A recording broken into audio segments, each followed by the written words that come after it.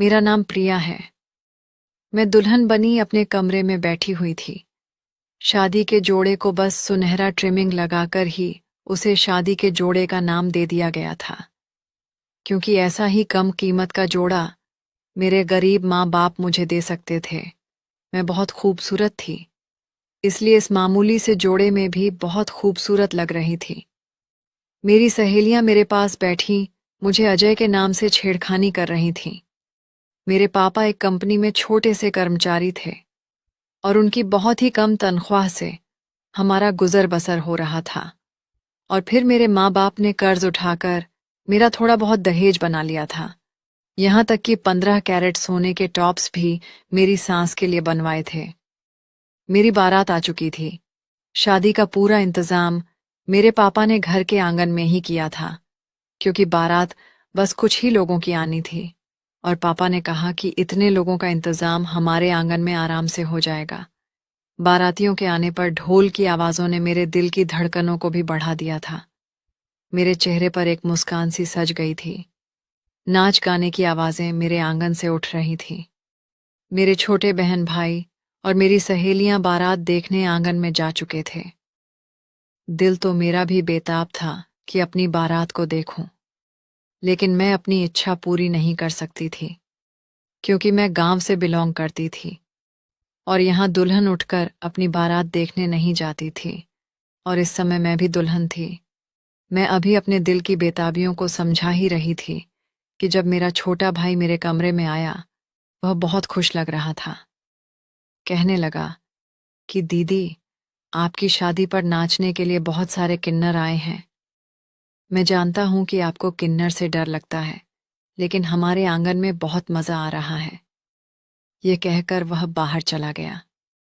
मेरे छोटे बहन भाई मुझसे बहुत ही घुले मिले हुए थे। अपनी छोटी से छोटी बात भी मुझसे जरूर करते थे। एक तरफ मेरे दिल में मायके से जुदा होने का गम भी था, तो एक तरफ आने वाली नई जिंदगी को लेकर सपने भी सजा रही थीं। मेरी उम्र अभी बस 17 साल की ही हुई थी कि मेरी माँ को मेरी शादी की चिंता सताने लगी थी। मुझसे छोटी 2 बहनें थीं और सबसे छोटा बस एक ही भाई था। मेरा रिश्ता हमारे पड़ोस में रहने वाली एक मौसी ने करवाया था। अजय उनके दूर के रिश्तेदार थे। बस आनंद फानन में रिश्ता तय हुआ था। रिश्ता होते ही मेरी सास ने कहा कि हमारे यहाँ रिवाज है कि रिश्ता तय होते ही लड़के के घर वालों को उनकी पसंद के कपड़े और जूते दिए जाते हैं। ये मेरी सास की पहली फरमाइश थी। मेरी माँ ने अपने कानों में पहने झुमके बेचकर मेरी ससुराल वालों को अच्छे से अच्छे कपड़े और उन्हें जूते दिए थे। उसके बाद तो जैसे यह सिलसिला आम हो गया था।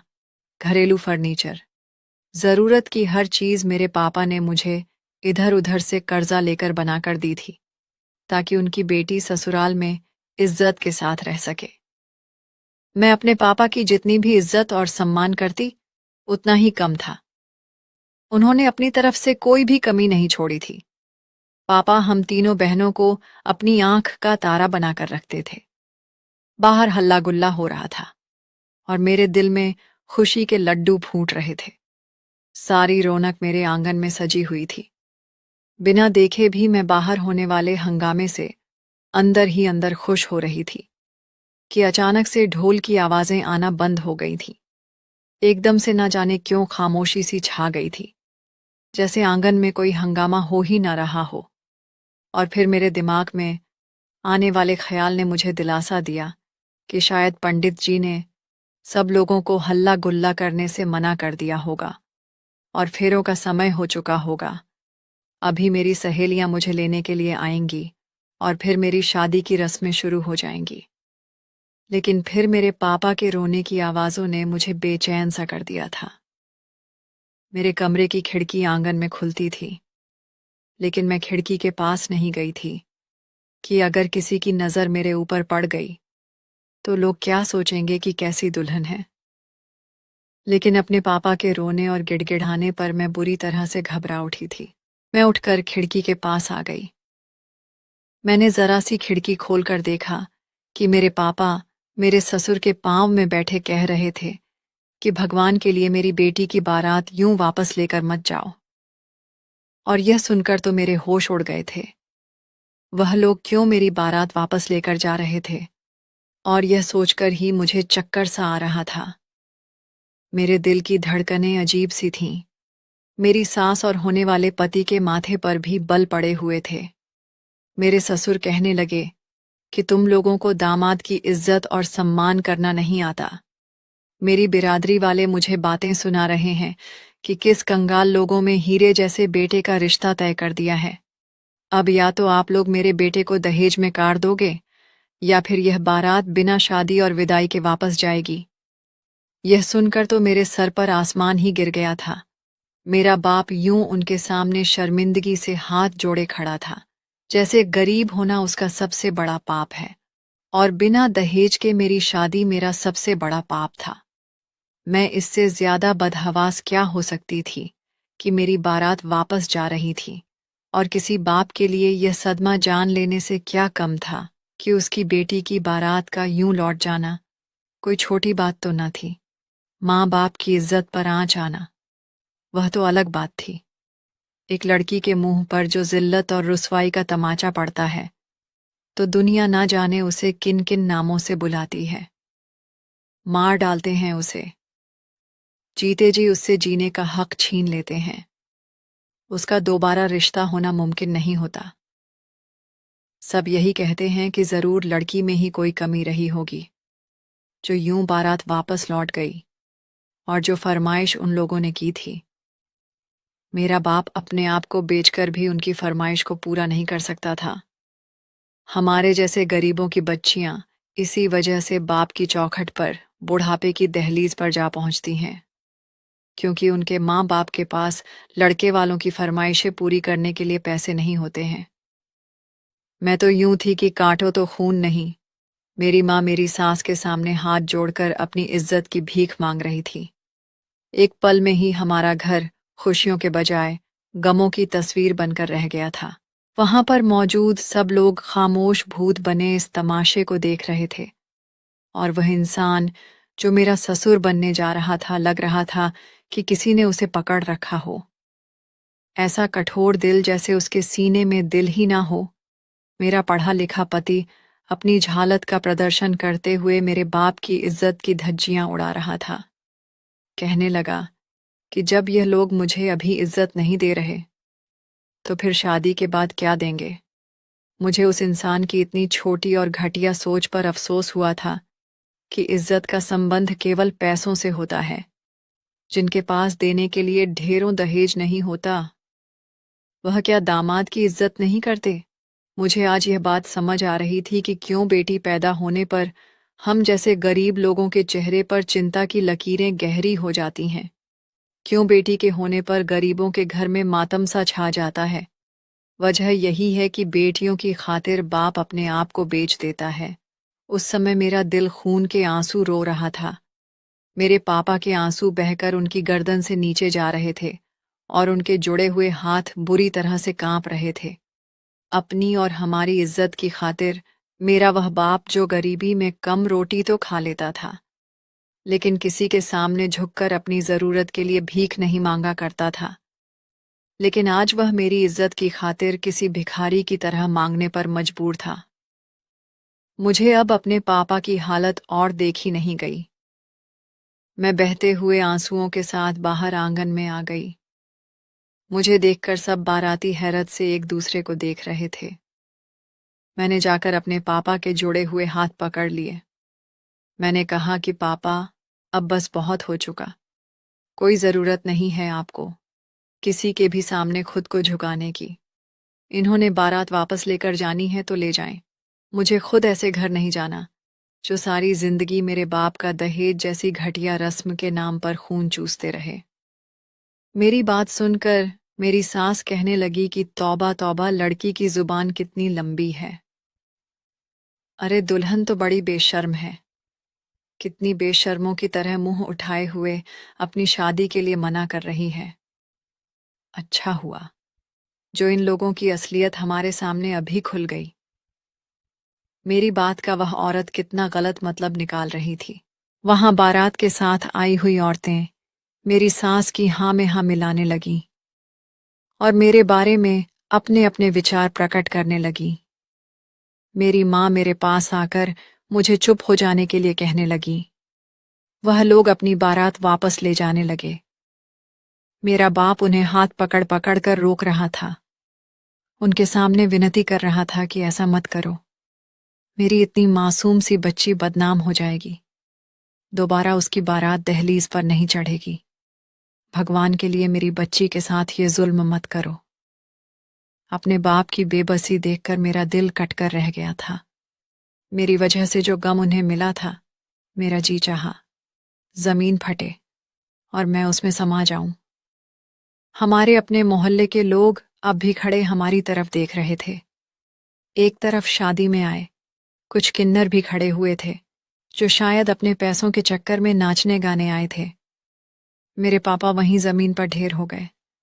मैं जल्दी से उनके पास गई, उन्हें बाजू से पकड़कर सहारा देकर कुर्सी पर बिठाया। लेकिन मेरे पापा की रंगत बिल्कुल सफ़ेद सी हो गई थी। कहने लगे कि मेरी बच्ची की बारात अब कभी नहीं आएगी। कोई उसे इज्जत के साथ ब्याह करके नहीं ले जाएगा। मेरी मासूम बच्ची का क्या दोष था?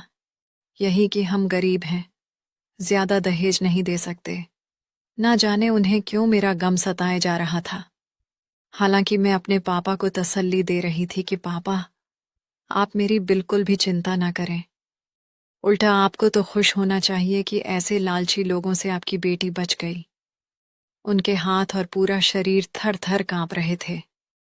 उनके आंसू लगातार बह रहे थे। मेरी माँ और बहन और भाई सब रो रहे थे।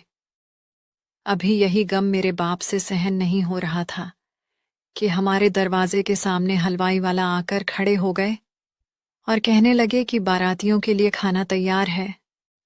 बारातियों को खाना कब खिलाना है आप बता दें, क्योंकि हम खाना तैयार करके रखेंगे, जिससे कि गरम गरम खाना बारातियों को मिल सके।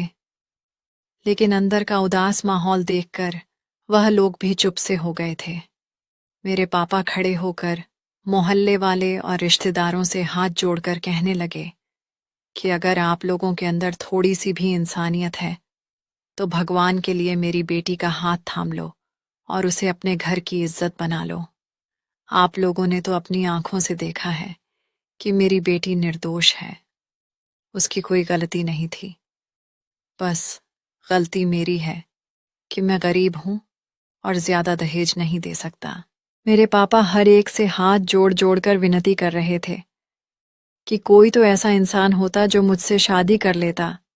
लेकिन इतनी भीड़ में कोई भी ऐसा इंसान नहीं था जो आगे बढ़कर मेरा हाथ थाम लेता। सभी खामोश खड़े थे। सारे मोहल्ले वाले और जानने वाले सब मुंह मोड़कर अपने अपने घरों को चले गए थे। तब एक किन्नर मेरे पापा के सामने आकर खड़ा हो गया। कहने लगा कि अंकल, आप अपनी बेटी की शादी मुझसे कर दें। मैं तो अभी अपनी बारात के वापस लौट जाने का ही मातम मना ही रही थी कि किन्नर के मुंह से ये बात सुनकर तो मेरी रही सही हिम्मत भी जवाब दे गई थी। एक किन्नर से मेरी शादी कैसे हो सकती थी, ये सोचकर ही मेरे पूरे शरीर में करंट सी आने लगी थी। मुझे तो बचपन से ही इन किन्नर लोगों से बड़ा डर लगा करता था।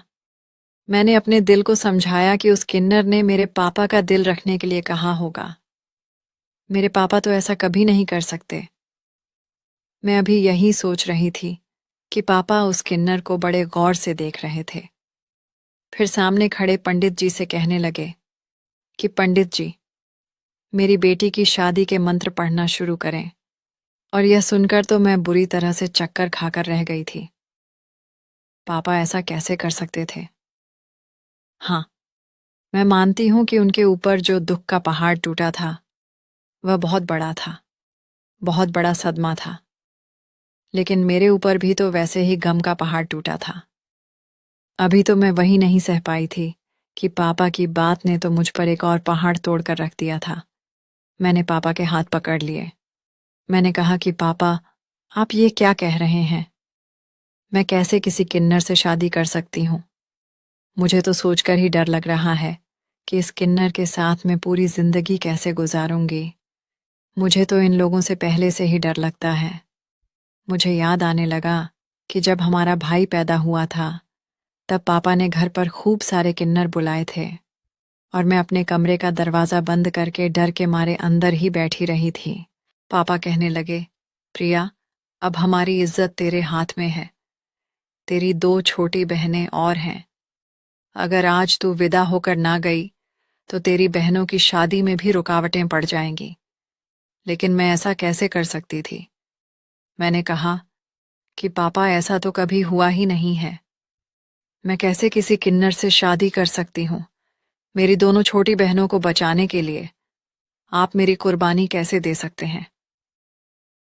पापा कहने लगे कि मेरी इज्जत रख ले प्रिया। मैं रोने लगी थी। पापा मेरे सामने हाथ जोड़े खड़े थे और उनकी आंखों से आंसू बह रहे थे। और फिर यह सब देखकर मैं एकदम से चुप हो गई थी। मैं शायद पहली लड़की होंगी जिसकी शादी किसी किन्नर से हो रही थी, और मैं थी कि मेरे शरीर में अब कोई हरकत ही बाकी नहीं बची थी। मैं अपने पापा के घर से अपना बेजान शरीर लिए विदा हुई थी। टैक्सी में पिछली सीट पर एक किन्नर के साथ बैठी मैं अपनी किस्मत पर आंसू बहा रही थी। उस किन्नर से मुझे बहुत ज्यादा डर महसूस हो रहा था। वह 3 किन्नर थे जो मेरी बारात के साथ ही नाचने के लिए आए थे। मैंने तो आंख भरकर अपने पति को देखा भी नहीं था। एक टैक्सी ड्राइवर के साथ, जो मेरा पति था, वह अगली सीट पर बैठा हुआ था और 2 मेरे साथ पिछली सीट पर बैठे हुए थे।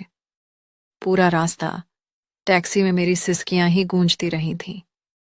अपने होने वाले पति के हवाले से मैंने आज की रात के लिए बहुत से सपने सजा के रखे थे, लेकिन यह नहीं मालूम था कि मेरी रात एक किन्नर के साथ गुजरेगी।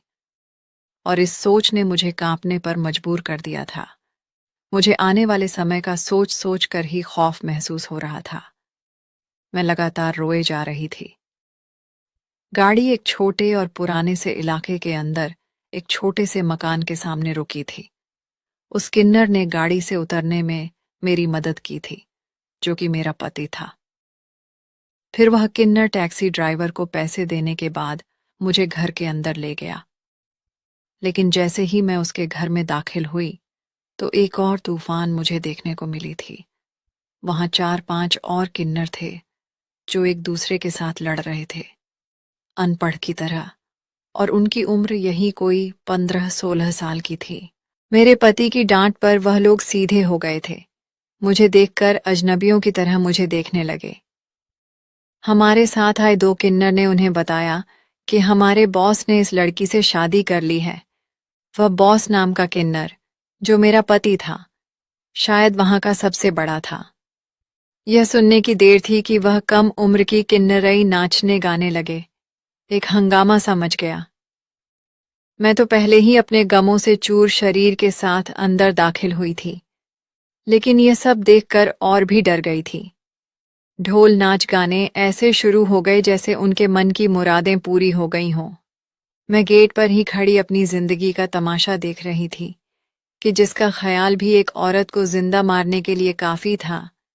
मेरे पूरे शरीर में बिजली सी दौड़ गई थी जब मेरा हाथ उस किन्नर ने पकड़ा था, जो मेरा पति था। मैंने अभी तक उसे नजर उठाकर नहीं देखा था, लेकिन मुझे उसके बारे में सोचकर ही घिन आ रही थी। मुझे अपने उस हाथ पर चींटियां सी रंगती हुई महसूस हुई थीं।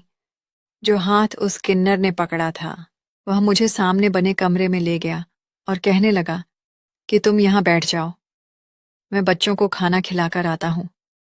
यह कहकर वह चला गया था। बाहर एक शोर सा मचा हुआ था। वह छोटे किन्नर कह रहे थे कि बॉस तो कहकर गया था कि शादी पर जा रहा है, वापसी पर खाना लेकर आएगा। शादी का खाना कितना स्वादिष्ट होता है। हम तो इंतजार कर रहे थे कि हम खूब सारा खाना खाएंगे। फिर हम क्यों रूखी सूखी रोटी के साथ आमलेट खा रहे हैं? वह बच्चे फिर से कहने लगे कि बॉस, कैसी दुल्हन के साथ तुमने शादी की है, खाना तक नहीं दिया। बाहर की सारी आवाजें अंदर तक आ रही थीं, लेकिन मेरा पति, जिसे सब बॉस कहकर बुला रहे थे, उसकी एक ही दहाड़ पर सब चुप हो गए थे। यहां तक कि मैं भी अपने कमरे में बैठी कांप कर रह गई थी।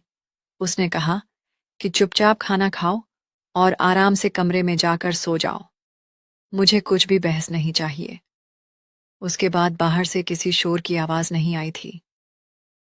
1 घंटे तक मैं अपनी बुरी किस्मत पर रो रो कर मातम मनाती रही। और तभी मेरे कमरे का दरवाजा खुला तो मेरा दिल मेरे सीने के अंदर थमसा गया था। दरवाजा बंद हुआ तो मुझे लगा कि मेरा सांस घुटने लगा हो। एक किन्नर की संगत का सोचकर मेरी रूह तक कांप गई थी। वह इंसान उस समय लेडीज कपड़ों में नहीं था, बल्कि अब उसने अपने कपड़े बदल लिए थे। जब वह मेरे घर नाच गाना करने के लिए गया था, उस समय उसने एक साड़ी पहन रखी थी, लेकिन अब उसने वो साड़ी उतारकर जीन्स और शर्ट डाल रखी थी। लेकिन मेरा यह हाल था कि आज मेरा जान ही निकल जाएगा। वह मेरे करीब आकर बैठ गया और कहने लगा कि मुझे बहुत अफसोस है जो कुछ तुम्हारे साथ हुआ है। यह कहकर उसने मेरे कांपते हुए हाथ को थाम लिया था। मेरी नज़र उसके खूबसूरत हाथों पर गई थी, जिनके नाखूनों पर नेल पॉलिश लगी हुई थी। उसके हाथ और मेरे हाथों में कोई ज्यादा अंतर नहीं था। उसके हाथ लड़कियों की तरह खूबसूरत नजर आ रहे थे और उसकी संगत का सोचकर ही मेरी हालत खराब सी होने लगी थी। यहां तक कि अब मेरे अंदर गुस्सा भरने लगा था। उसे क्या जरूरत थी आगे बढ़कर मुझसे शादी के लिए हाँ करने की। जैसे सब लोग खड़े भूत बने तमाशा देख रहे थे, यह भी चुपचाप तमाशा देखता रहता और घर चला आता। जब इसे पता था कि यह किन्नर है तो क्या जरूरत थी एक नॉर्मल सी लड़की से शादी करने की। मेरी सांसें गुस्से के मारे अब तेज तेज होने लगी थी। ऐसा लग रहा था जैसे मेरे पूरे शरीर से जान ही निकल रही है। और फिर पता नहीं मैं कब अपने होश खो बैठी थी। बात ही ऐसी थी। कोई भी लड़की ऐसी सिचुएशन में या तो मर सकती है या बेहोश हो सकती है। और मैं भी बेहोश हो गई थी। जब मेरी आंख खुली तो मैं अकेली बेड पर लेटी हुई थी। वह आदमी जमीन पर बिस्तर बिछाए सो रहा था। मैंने पहली बार उसका चेहरा देखा था। शक्ल से तो वह लड़का ही लग रहा था, लेकिन औरतों की तरह उसके हाथ पैर बहुत ही खूबसूरत थे।